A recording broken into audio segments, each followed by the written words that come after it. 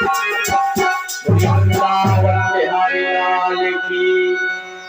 आज भगवान ने प्रहलाद पर कृपा करी। राजा परीक्षित जी महाराज कहने लगे सुखदेव जी से, प्रभु ये तो दुष्टों की कथा है, भगवान दुष्टों को मारते हैं और भक्तों पर कृपा करते हैं, अब कृपा करके वो कथा बताएं जो हम सुनने के लिए बैठे।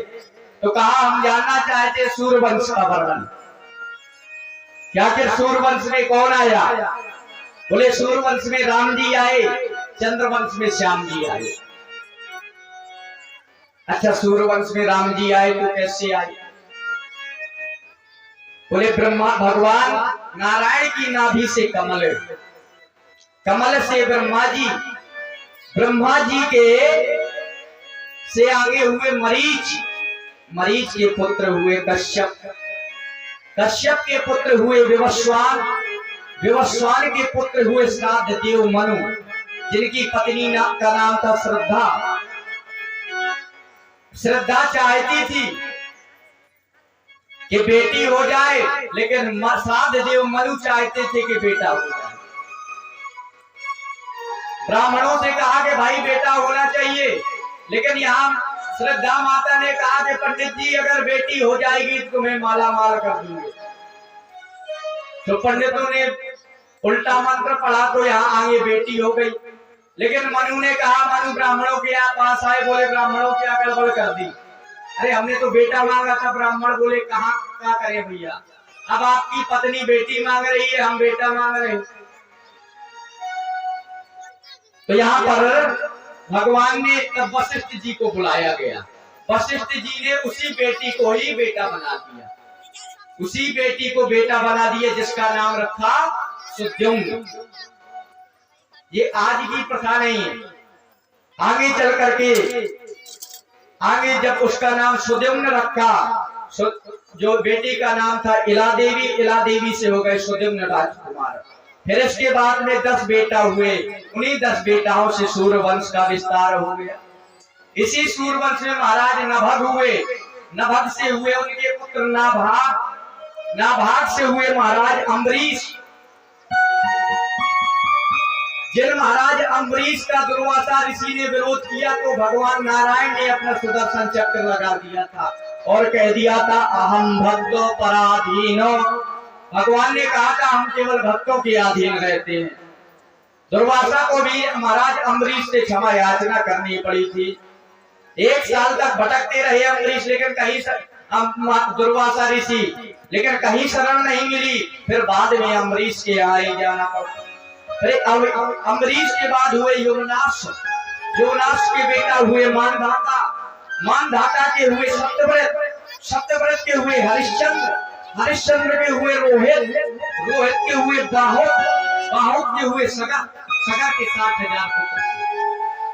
जिन्होंने महात्मा कपिल का अपमान किया तो महात्मा कपिल ने 60,000 पुत्रों को सभी को समाप्त कर दिया था। और फिर इसके बाद सगर की दूसरी पत्नी थी, उसका बेटा हुआ असमंजस, असमंजस के बेटा हुए अंशुमान, अंशुमान के दिलीप, दिलीप के हुए भगीरथ, जो भागीरथ महाराज ही गंगा लाए थे, इसलिए गंगा का नाम, एक गंगा का नाम भागीरथी गंगा,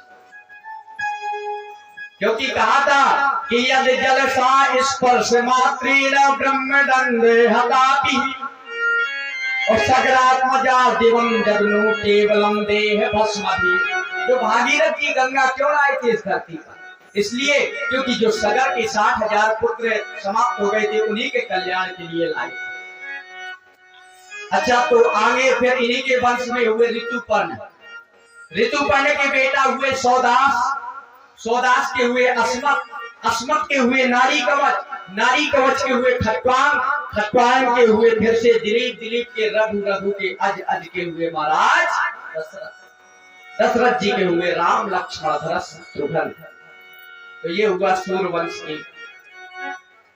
और ऐसा नहीं, राम जी का जन्म सूर्यवंश में 32वीं पीढ़ी में हुआ। और वही राम जी एक श्लोक में भागवत में वर्णन है कि आदौ राम तपोवनादि गमनम हत्वा मृगम कांचनम वैदेही हरणम जटायु मरणम सुग्रीव संभाषणम। गुरुवर त्यक्त राज्यो विचरत वनम पद्म पद्भ्याम तो आया पाड़े स्पर्श माभ्याम ब्रज पथोरुजयो हरिद्रानुजा।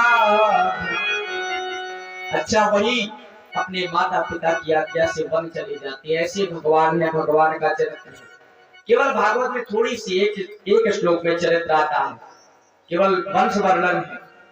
अच्छा बोले ये तो महाराज सूर्यवंश हो गया, लेकिन हम जानना चाहते हैं कृष्णवंश, चंद्रवंश में कौन आया?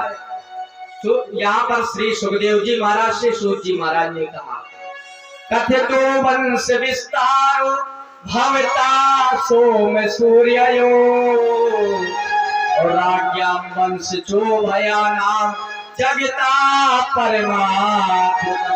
महाराज आपने सूर्यवंश की कथा सुनाई, अब हम जानना चाहते हैं कि चंद्रवंश की कथा में कौन आया, चंद्रवंश में कौन हुए?